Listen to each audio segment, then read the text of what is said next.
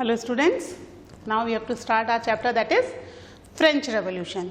ठीक है, तो हमने लास्ट लेक्चर में क्या पढ़ा था इसमें अबाउट द फ्रेंच सोसाइटी की फ्रेंच सोसाइटी कैसी थी और वहाँ पर क्या क्या प्रॉब्लम्स हो रही थी, that we already study in the last lecture. ठीक है, अब हम देखेंगे फ्रांस की पॉलिटिकल सिचुएशन क्या थी। ठीक है, वहाँ के मोनार्क के बारे में आज हम पढ़ेंगे। ठीक है, चलिए स्टार्ट करते हैं। सबसे पहले अपना chapter that is French Revolution. ठीक है, तो यहाँ पर हमारा जो किंग है फ्रांस का दैट इज लुइस 16। ठीक है, लुइस 16 कहाँ पर किस डायनेस्टी के हैं? That is from the Bourbon dynasty. ठीक है, बॉर्बोन बिस्किट आते हैं ना, उससे याद रखना, बॉर्बोन डायनेस्टी। ठीक है, वो बॉर्बोन डायनेस्टी के थे।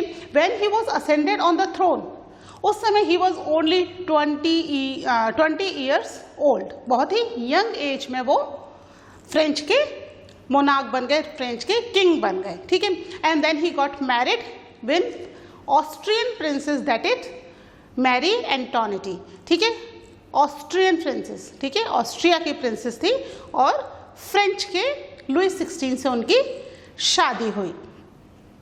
ठीक है, जब he was ascended on the throne, then he found कि the whole treasury was empty. Treasury खाली हो गई। क्यों खाली हो गई? इसके कुछ रीजंस थे। ठीक है, क्या रीजन थे? कि भाई जो फ्रेंच का फ्रेंड था अमेरिका, ठीक है, उसकी 13 कॉलोनीज यानी 13 स्टेट पर ब्रिटेन का रूल हो गया। और ब्रिटेन और फ्रांस उस समय, क्योंकि पूरे वर्ल्ड में अलग अलग जगह इन्होंने कॉलोनाइज किया हुआ था, तो फ्रांस और ब्रिटेन आपस में बहुत ज़्यादा दुश्मन थे एक दूसरे के, देवर एनिमी टू ईच अदर। ठीक है, कॉलोनाइजेशन की वजह से हमने इंडिया के बारे में भी पढ़ा था ना, लास्ट ईयर ही पढ़ा है, फ्रेंच कार्नेटिक वॉर, है ना, कि कैसे ब्रिटिशर्स और फ्रेंच में इंडिया के कुछ एरियाज पर कंट्रोल करने के लिए वॉर हुई, है ना। तो फ्रांस और ब्रिटेन आपस में एनिमी थे just because of colonising the different countries. तो यहाँ पर ब्रिटेन ने अमेरिका के ऊपर कॉलोनाइजेशन कर लिया और अमेरिका फ्रेंच का फ्रेंड था, और अब अमेरिका का दुश्मन ब्रिटेन, फ्रेंच का दुश्मन ब्रिटेन, दोनों का कॉमन एनिमी ब्रिटेन हो गया। ठीक है, तो फिर फ्रांस ने अमेरिका को हेल्प की to get independence from the British rule. ठीक है, तो उस वॉर में, उस 13 कॉलोनीज को इंडिपेंडेंट कराने के लिए उस वॉर में फ्रांस का बहुत सारा पैसा खर्च हो गया। इतना खर्च हुआ कि इवन उसको अपनी ही कंट्री में कुछ लोगों से, जो मनी लेंडर्स वगैरह होते हैं ना, उनसे उधार भी लेना पड़ा, लगभग 1 बिलियन लिब्रे। ठीक है, लिब्रे क्या है यहाँ पर? That was the currency of France. ठीक है, 1794 से पहले तक, 1794 के बाद करेंसी चेंज हो गई, उसके बाद करेंसी इनकी यूरो हो गई। ठीक है, उससे पहले तक दैट वाज द लिब्रे। ठीक है, तो जो था 1 बिलियन लिब्रे का इनके ऊपर डेप्ट हो गया, कर्जा हो गया। ठीक है, उसके ऊपर अच्छा खासा इंटरेस्ट रेट भी पे करना पड़ रहा था, तो लगभग ये जो था मनी डबल हो गई, लगभग 2 बिलियन लिब्रे का इनके ऊपर कर्ज हो गया जब उन्हें चुकाना भी है। ठीक है, अमेरिका तो इंडिपेंडेंट हो गया, लेकिन यहाँ पर फ्रांस की पूरी ट्रेजरी खाली हो गई। अब राजा की अगर ट्रेजरी खाली है, खजाना खाली है, तो क्या होगा? राजा कैसे अपना शासन चलाएगा, कैसे रूल करेगा कंट्री को, है ना। He has to maintain the court, he has to do all the welfare things also in the country. ठीक है, तो वो सब चीज़ें कैसे करेगा? जो उसके ऑफिशियल्स हैं उनको सैलरीज देनी है, यूनिवर्सिटीज़ हैं, ऑफिसेज हैं, कोर्ट हैं, इन सब में काम करना है, इन सब के एम्प्लॉयज़ को सैलरी देनी है। तो किस तरीके से ये काम होगा? तो ये जो काम था ये क्या हो गया इनके लिए? बहुत ही मुश्किल हो गया। खाली ट्रेजरी की वजह से सारे काम जो थे वो करने, जो इम्पोर्टेंट काम थे एटलीस्ट वो तो करने ही थे। उसके अलावा राजा के खुद के भी बहुत ज़्यादा एक्स्ट्रावेजेंट एक्सपेंसेस होते हैं, इतने सारे दास दासियाँ, इतना बड़ा महल, उसकी मेंटेनेंस, ठीक है, फिर शाही रहने का तरीका, तो उसके खर्चे, वो एक्सपेंसेस, तो वो सारे एक्सपेंसेस कहाँ से आएंगे? खजाना खाली है और टैक्सेस वही पुराने टाइम के टैक्सेस चलते चले आ रहे हैं। ठीक है, तो फिर यहाँ पर राजा ने एक डिसीजन लिया कि क्यों ना टैक्सेस बढ़ा दिए जाएं। ठीक है, राजा का इनकम का सोर्स क्या है भाई? किंग के इनकम का एक ही सोर्स होता है, दैट इज टैक्सेस। वो टैक्स के थ्रू ही इनकम करता है। तो अब जो टैक्सेस हैं, जितना कलेक्ट हो रहा है उतना तो पूरा खर्च ही हो जा रहा है, तो खजाना कैसे भरेगा भाई? और दूसरे अगर नए एक्सपेंसेस करने हैं, कुछ नया काम करना है, जो अभी खर्चे चल रहे हैं वो ही पूरे नहीं चल पड़ पा रहे, खजाना भरना तो दूर की बात है, तो कैसे करेंगे? और फिर बहुत सारा जो कर्ज हुआ है डेबिट, उसको भी तो चुकाना है, कैसे किया जाए? तो फिर किंग ने डिसाइड किया कि क्यों ना टैक्सेस इंक्रीज कर दिए जाएं। ठीक है, अब ये बात आपको ऑलरेडी पता है कि टैक्स कौन दे रहा है वहां पर? ओनली थर्ड स्टेट टैक्स दे रहा है। ऊपर के दो स्टेट क्लैरिजी एंड नोबल्टी क्या हैं?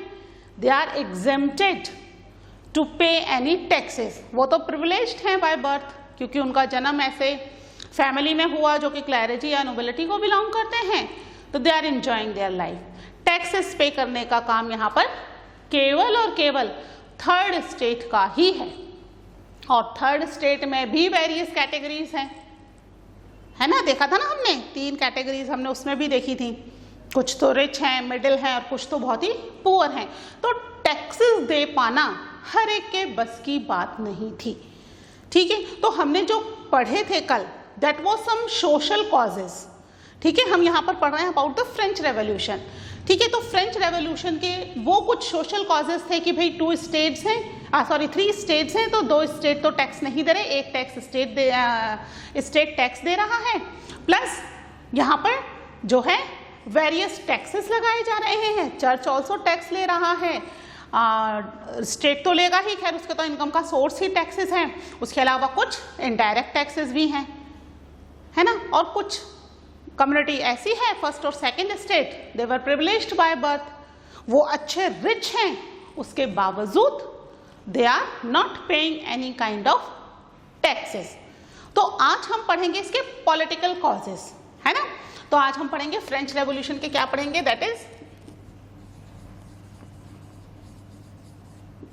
पॉलिटिकल कॉजेस, है ना? तो सबसे पहले हम देख लेते हैं कि फ्रेंच रेवोल्यूशन कब शुरू हुआ। ठीक है, फ्रेंच रेवोल्यूशन कब शुरू हुआ? इन 1789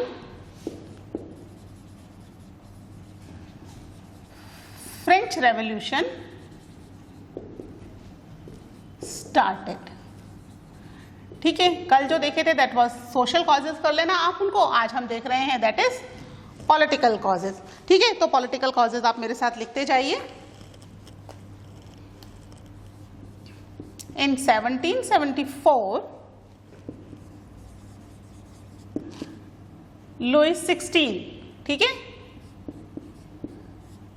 कभी भी आप यहाँ के किंग का नाम ओनली लुइस नहीं लिखेंगे, हमेशा आप लुइस 16 ही लिखेंगे, रोमन नंबर में लिखेंगे 16 भी।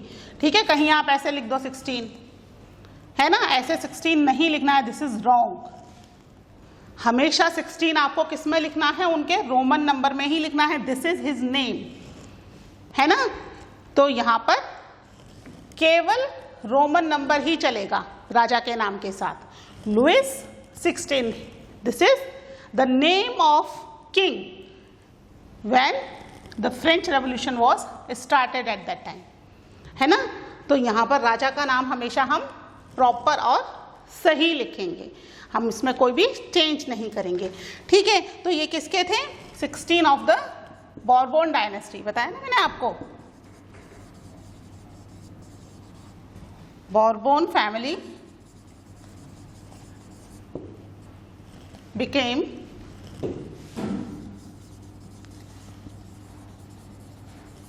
king of France. ठीक है, बॉर्बोन डायनेस्टी को याद करने का तरीका क्या बताया? बॉर्बोन बिस्किट आते हैं ना, that is the dynasty, Bourbon dynasty. ठीक है, इसके बाद क्या हुआ यहाँ पर?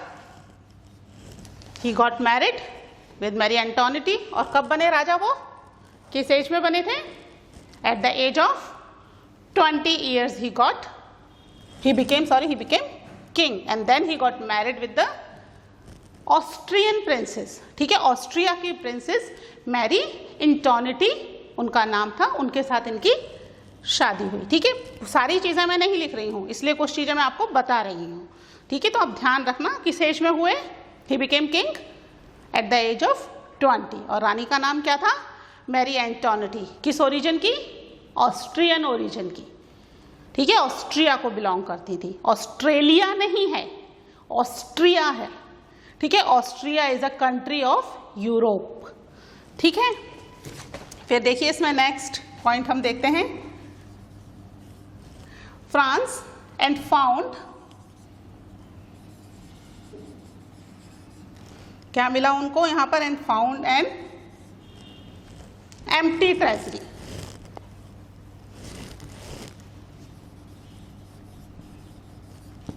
ठीक है, खाली खजाना।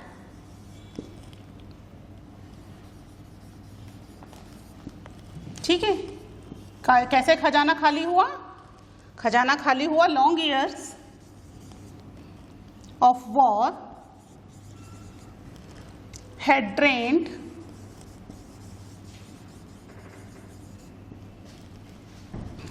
द फाइनेंशियल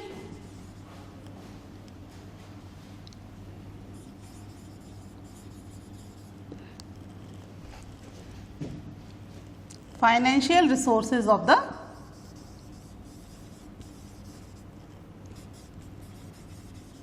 फ्रांस, ठीक है। बहुत लंबी वॉर चली थी ये, ठीक है। कौन सी वॉर थी, देखिए कौन सी वॉर थी, under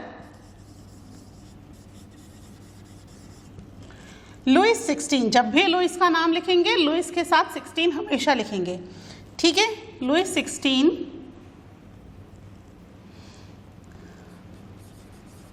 France helped the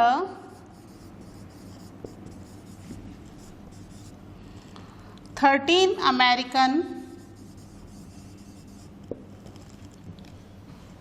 colonies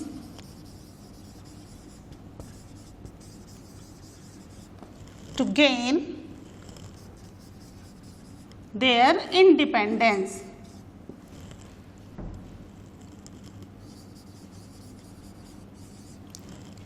किससे, फ्रॉम द कॉमन एनिमी, ठीक है। कॉमन एनिमी किस किस के कॉमन एनिमी है, फ्रांस एंड अमेरिका के, ठीक है। From the common enemy Britain, दोनों का कॉमन एनिमी कौन है, that is Britain is the common enemy of both. ये समझ में आया, ठीक है। 1774 में लुइस असेंडेड हुए ऑन द थ्रोन, उसके बाद he found the treasury empty. कैसे एम्प्टी हुई, क्योंकि बहुत लंबी वॉर चली फ्रांस की, किसके साथ, to help the America to get independence from their common enemy of Britain. Britain दोनों का कॉमन एनिमी था, इसमें फ्रांस ने उनकी हेल्प की, ठीक है। आगे के पॉइंट हम लिखते हैं, पहले आप ये 3 पॉइंट्स नोट डाउन करो,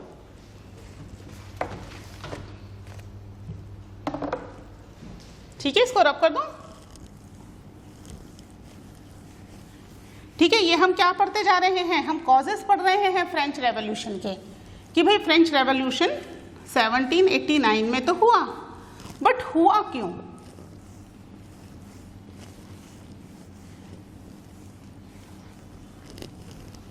ठीक है। तो यहां पर क्या किया इन्होंने, कॉमन एनिमी ब्रिटेन से इंडिपेंडेंस के लिए फाइट किया, और फाइट किया तो क्या हुआ, वॉर की वजह से क्या हुआ, द वॉर एडेड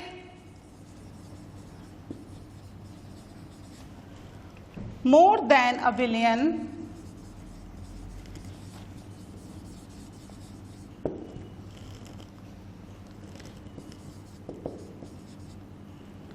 लिब्रेस, ठीक है। लिब्रेस क्या है, this is the name of the currency, ठीक है।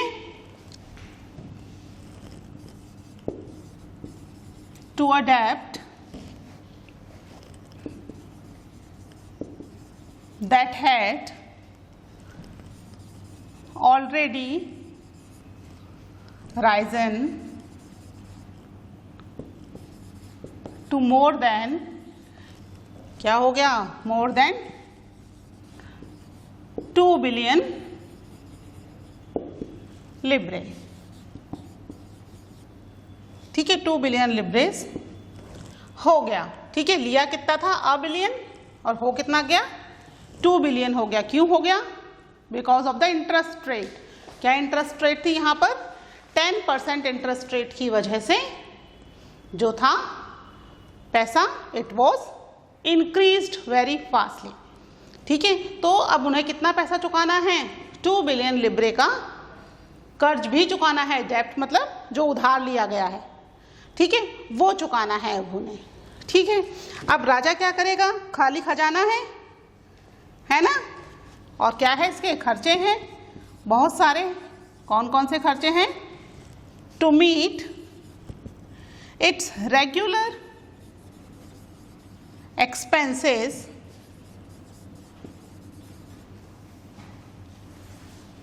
कौन कौन से expenses, such as the cost of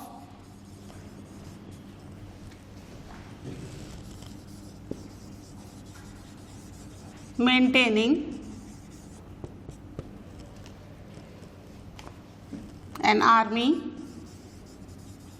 ठीक है, राजा है तो बड़ी आर्मी होगी, तभी तो अमेरिका की हेल्प कर पाया, है ना। द कोर्ट के अंदर बहुत सारे एम्प्लॉयज हैं, उनको भी तो क्या करना पड़ेगा, सैलरी देनी पड़ेगी, है ना। रनिंग गवर्नमेंट, जो गवर्नमेंट उसके अंदर में काम कर रही है, रनिंग गवर्नमेंट ऑफिशियल्स, और यूनिवर्सिटी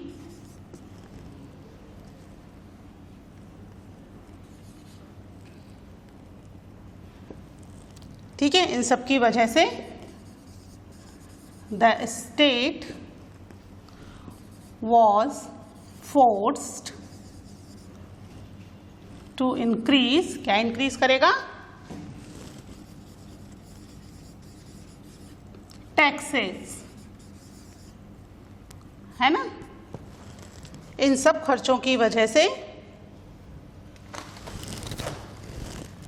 क्या करना पड़ा, अपने रेगुलर एक्सपेंसेस। अब इसमें हम एक्स्ट्रावेजेंट खर्चे राजा के नहीं देख रहे, राजा के खुद के भी बहुत एक्स्ट्रावेजेंट खर्चे होते हैं, इतने बड़े महल को मेंटेन करना, है ना, सारी चीज़ें हैं। पर ये तो जो रेगुलर एक्सपेंसेस है, आर्मी है तो आर्मी के जितने भी सोल्जर्स हैं उन सबको सैलरी देना, उनके आर्म्स एम्यूनिशन मंगवाना, उसका मेंटेनेंस करना। फिर कोर्ट है, कोर्ट के अंदर जितने भी उसके मिनिस्टर्स हैं उन सबकी सैलरीज, ठीक है। फिर जो रनिंग गवर्नमेंट ऑफिसर्स हैं उनको सैलरी देना, यूनिवर्सिटीज़ रन कर रहे हैं उनके एम्प्लॉयज़ को सैलरीज देना, मेंटेन करना उन सबको।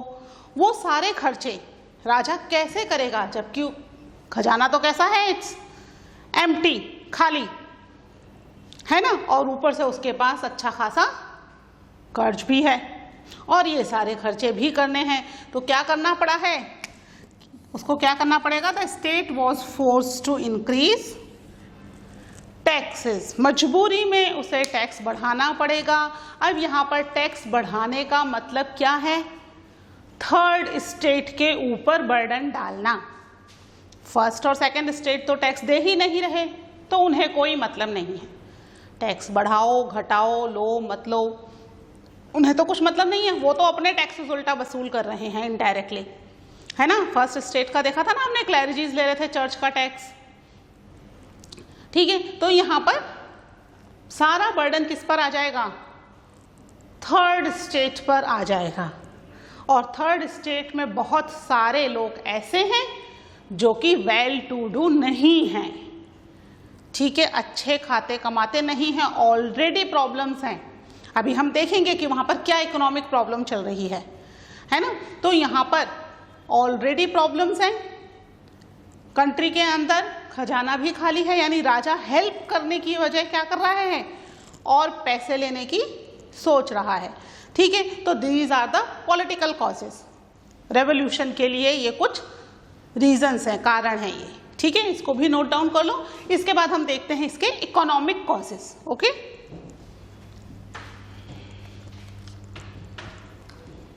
ठीक है, मैं इसको रब कर दूं।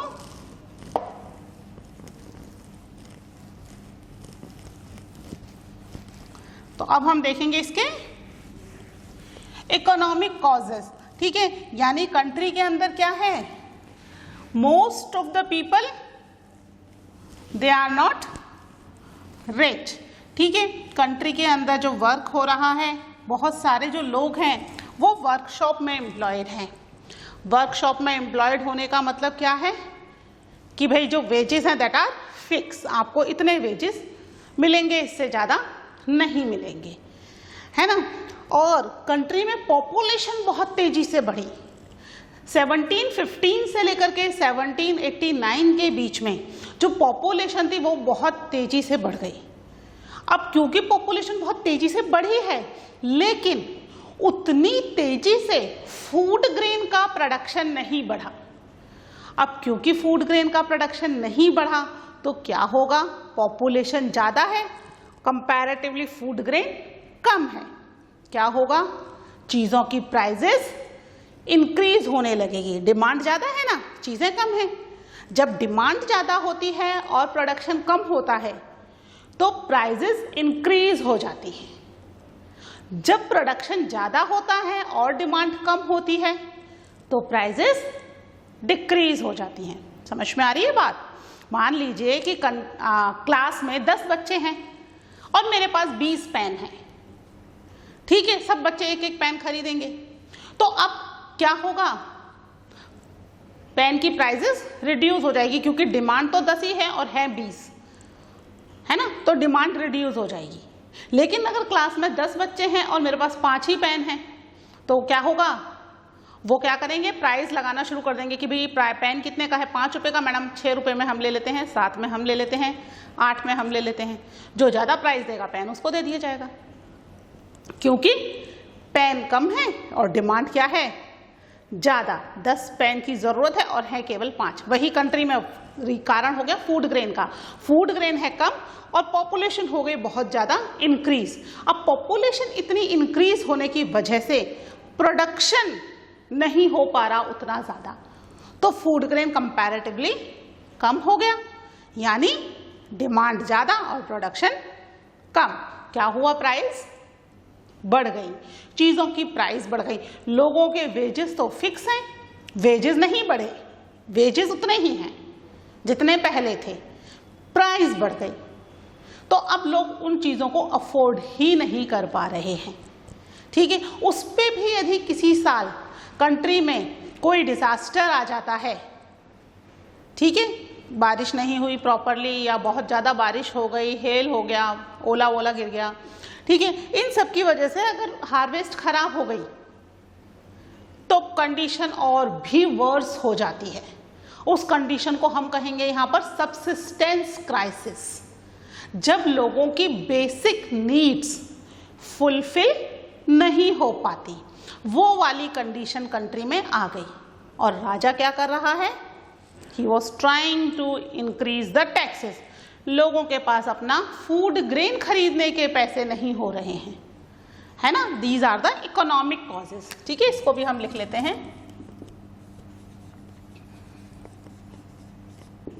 Economic causes. ठीक है, आपकी बुक में दे रखा है द स्ट्रगल टू सर्वाइव करके। ठीक है, these are the economic causes. ठीक है, तो यहां पर सबसे पहले हम देखते हैं पॉपुलेशन बढ़ी। क्या हुआ, the population of France rose from about 23 million in 1715। 1715 में 23 मिलियन थी, जो कि बढ़ के कितनी हो गई, 28 मिलियन हो गई। ठीक है, 28 मिलियन इन 1789। ठीक है, 1789 जब हमारा फ्रेंच रेवोल्यूशन शुरू हुआ तो यहाँ पर जो पॉपुलेशन इंक्रीज हुई वो बहुत रैपिडली, बहुत तेजी से इंक्रीज हुई, ठीक है। लेकिन क्या हुआ, this led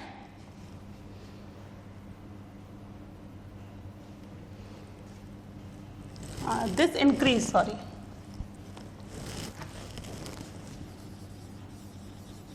this increase the demand for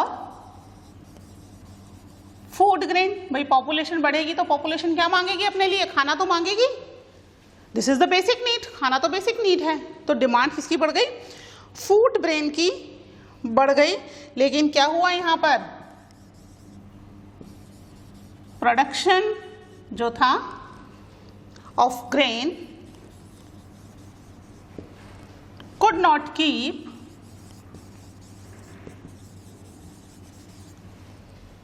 pace with the demand,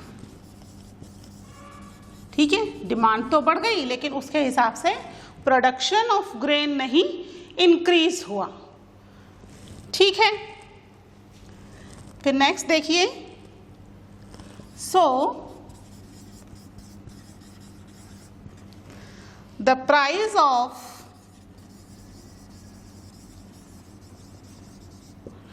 food grain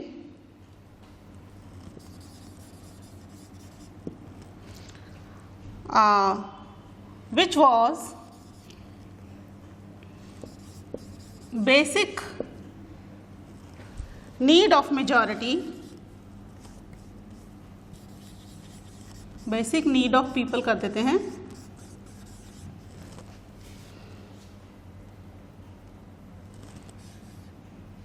rose rapidly, ठीक है। आप ये 3 पॉइंट लिखो, इसके बाद के पॉइंट हम आगे लिखते हैं, ठीक है। एक बार ये 3 पॉइंट नोट करो,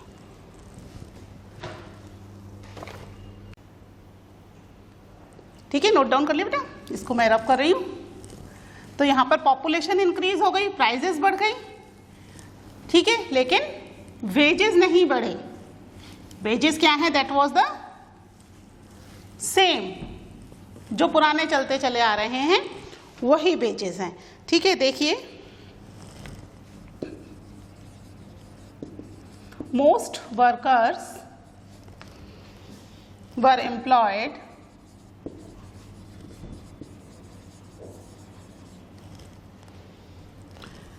as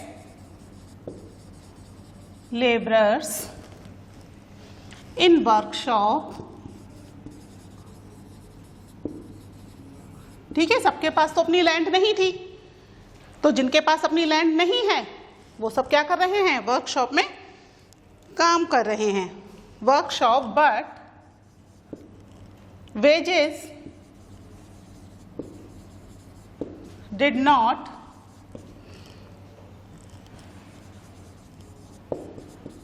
keep pace with the rise in price. जो वेजेस मिल रहे हैं वो उतनी हाई प्राइजेस के साथ बढ़े नहीं हैं, तो जो वेजेस हैं दैट वाज सेम। तो यहाँ क्या हुआ, और यहाँ पर थिंग्स और ज़्यादा खराब हो रही हैं। कब, things became worse whenever drought or hail reduce the harvest। पहले ही फूड ग्रेन कम ग्रो हो रहा है, उसके बाद अगर कभी ड्रॉट हो गया, ड्रॉट यानी सूखा, बारिश नहीं हुई, या फिर हेल, हेल यानी बहुत ओले गिर गए, बहुत ज़्यादा बारिश हो गई, हेल हो गया, तो हार्वेस्ट क्या हो गई, और भी कम हो गई। यानी प्राइसेस अब क्या हो जाएंगी, और ज़्यादा इंक्रीज हो जाएंगी। तो कंडीशन कौन सी हो गई यहाँ पर, this led to a subsistence, ठीक है, subsistence crisis, something that frequently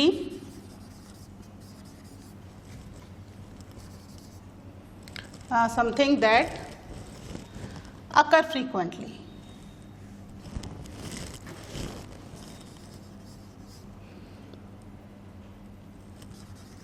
that occurred frequently in France during the old regime,